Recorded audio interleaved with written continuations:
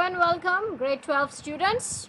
Okay, we are going to continue our story, the third level, the second part of the story. Now, so far we have seen that there is this man named Charles who says that there is a third level. That means the railway station has a third level ground, to which everybody said that there is no ground, but then he says there is. And one day he follows a corridor which he feels very abnormal. He sees different kind of dressings there that was of people of the 1800s. Okay, so definitely that is the olden days. Now let us see, we stopped here and then I knew. So he is telling us that then he was sure that this is the third level of the Grand Central. Now, to make sure, I walked over to a newsboy and glanced at the stack of papers at his feet. It was The World, and The World has not been published for years. So you see, he wanted to be sure that has time taken him back? Is he in the olden days? So he went to this newspaper boy, okay, and he had a stack of papers, that is a lot of newspapers, and the title of the newspaper was The World. जैसे कि हमारा दैनिक जागरण होता है या the Hindustan times होता है या आजकल के न्यूज़पेपर्स हैं, isn't it? Now, उस ज़माने के जो न्यूज़पेपर थे सन 1800, ठीक है, 1800 से 1900 के बीच में, उसका टाइटल था द वर्ल्ड. वही देखा चार्ल्स ने. Okay, the lead story said something about President Cleveland. I have found that front page since in the public library files, and it was printed June 11, 1894. So you see, The World जो था newspaper, उसमें जो story थी, मतलब जो heading first story थी, वो president Cleveland के बारे में थी, जो कि 11 जून 1894 को प्रिंट हुई थी. ठीक है, so we are now seeing that Charles third level में पहुंच चुका है ग्रैंड सेंट्रल के. I turned toward the ticket windows knowing that here on the third level at Grand Central I could buy tickets that would take Louisa and me anywhere in the United States we wanted to go. In the year 1894, and I wanted 2 tickets to Galesburg, Illinois. Now, अब ये ticket counter की तरफ जाते हैं, okay, जहाँ से he will buy tickets that he would take Louisa, जो इनकी वाइफ है, एंड यूनाइटेड स्टेट्स में कहीं भी जाने के लिए, लेकिन 1894 के ईयर में, ओके, अब प्रेजेंट में नहीं. Have you ever been there? It's a wonderful town still, with big old frame houses, huge lawns, and tremendous trees whose branches meet overhead and roof the streets. And in 1894, summer evenings were twice as long, and people sat out on their lawns, the men smoking cigars and talking quietly, the women waving palm leaf fans with the fireflies all around in a peaceful world. So, इन्हें जाना था Galesburg Illinois, जिसके बारे में हमें बताते हैं that it is still a wonderful town, मतलब ये अब भी एग्जिस्ट करता है. लेकिन 1894 में वहाँ जो गर्मियों की शाम होती थी वो डबल होती थी, मतलब बहुत लंबी होती थी जैसे कि आजकल है, एंड लोग बाहर अपने सहन में बैठते थे. आदमी जो थे वो सिगार स्मोक करते थे, जो औरतें थी वो पाम लीफ फैंस, मतलब खजूर के जो पत्ते होते हैं उनके पंखे बनाती थी.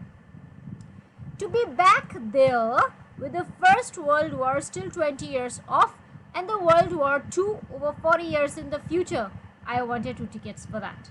Now देखें, don't be confused, चार्ल्स इस प्रेजेंट दुनिया के हैं, लेकिन वो ग्रैंड सेंट्रल रेलवे स्टेशन के 3rd फ्लोर पर पहुंच जाते हैं, जिसमें टाइम रिवर्स में है, मतलब कि जैसे दिस इज़ 2021, थर्ड लेवल के जो टाइमिंग है इट इज़ 1894. ओके, सो ये वहाँ से टिकट्स खरीद कर यहाँ जाना चाहते थे Galesburg, and according to him वहाँ पर फर्स्ट वर्ल्ड वॉर हो चुका था, लेकिन फ्यूचर में अभी 40 ईयर्स आगे सेकेंड वर्ल्ड वॉर होना था, लेकिन इनको 2 टिकट्स चाहिए वहाँ जाने के लिए. Okay, so let's continue. The clerk figured the fare, that is the amount. Okay, fare amount होता है कि टिकट्स कितने के होंगे. He glanced at my fancy hat band, but he figured the fare and I had enough for 2 coach tickets one way. Okay, जो clerk था, मतलब जो टिकट काउंटर पे बैठे थे, उन्होंने कैलकुलेट करके इन्हें फेयर बताने वाले थे एंड इनके पास काफ़ी पैसे थे एक रास्ते के लिए, 2 टिकट्स मतलब इनके लिए एंड इनकी वाइफ के लिए. But when I counted out the money and looked up, the clerk was staring at me. He nodded at the bills. That ain't money, mister, he said. And if you're trying to skin me, you won't get very far. And he glanced at the cashier beside him. अब देखो, the tickets के पैसे जब आए, जब बताए सो Charles जब पैसे निकाल कर काउंट करता है, जो क्लर्क था वो उसे घूर रहा था. स्टेयरिंग मीन्स गेजिंग, स्टेयरिंग घूरना. And he noted at the bills. Bills मतलब जो नोट्स थे, जो नोट थे पैसे के. सो उसने सर हिलाया और कहता है कि वो पैसे, ये पैसे नहीं हैं सर. एंड अगर तुम मुझे स्किन, हेयर मतलब जैसे फ्रॉड करते हैं या चालाकी करना चाहते हैं ना फेक मनी से, तो हम उसके लिए स्किन बोलते हैं. So you won't get very far. And he glanced, और जब कैश ड्रॉवर में देखें तो उसमें ओल्ड स्टाइल के बिल्स होते हैं जो कि बहुत बड़े होते थे. ओके, सो हमें पता है, हमने भी देखा है पुरानी मूवीज़ में कि पुराने ज़माने के पैसे बड़े होते थे, थोड़े ब्लैक कलर के होते थे. आई थिंक कलर भी नहीं होता था. सो सेम वे ये पैसे 1894 के थे, वही चलते थे. ओके, एंड चार्ल्स के पास वो पैसे नहीं थे क्योंकि वो तो आजकल का था. Now and that was that. I left the same way I came, I suppose. खैर कोई बात नहीं, वो टिकट्स नहीं खरीद पाई ये सोचकर कि वो जाके जो नए वाले पैसे उन्हें बदल कर पुराने वाले पैसे लेंगे एंड देन आके ये टिकट्स खरीद लेंगे. ठीक है. But I have never found the corridor, I have never again found the corridor that leads to the third level at the Grand Central Station, although I have tried many times. So you see, उस दिन तो वापस चले गए थे कि bills बदलने जाएंगे, लेकिन दोबारा उन्हें कभी वो कॉरिडोर मिली ही नहीं, वो रास्ता मिला ही नहीं ग्रैंड सेंट्रल स्टेशन का third level. Louisa was pretty worried when I told her all this and didn't want me to look for the third level anymore. And after a while, I stopped. I went back to my stamps. अब Louisa, his wife was very worried. Okay, वो परेशान थी कि बार बार third level को ढूंढने को निकल जाते हैं. खैर कुछ टाइम बाद, after a while, that is कुछ समय बाद, ये रुक गए, इन्होंने नहीं ढूंढा, इन वापस अपने स्टैम्प कलेक्शन में लग गए. But now we were both looking every weekend because now we have a proof that the third level is still there. My friend Sam Weiner disappeared. Nobody knew where, but I sort of suspected because Sam's a city boy and I used to tell him about Galesburg. I went to school there and he always said he liked the sound of the place, and that's where he is, all right, in 1894. Now look at another confusion. इनका एक दोस्त है same वाइनर. Okay, suddenly वो गायब हो जाता है. Okay, वो गायब हो जाता है. नाउ किसी को पता ही नहीं कि ये कहाँ गया, पर चार्ल्स को पूरा शक था कि ये डेफिनेटली गेल्सबर्ग ही गया होगा, लेकिन 1894 में. Because one night fussing with my stamp collection I found, well, do you know what a first day cover is? अब एक चीज़ होती है जिसे कहते हैं first day cover. Okay, stamp से रिलेटेड है.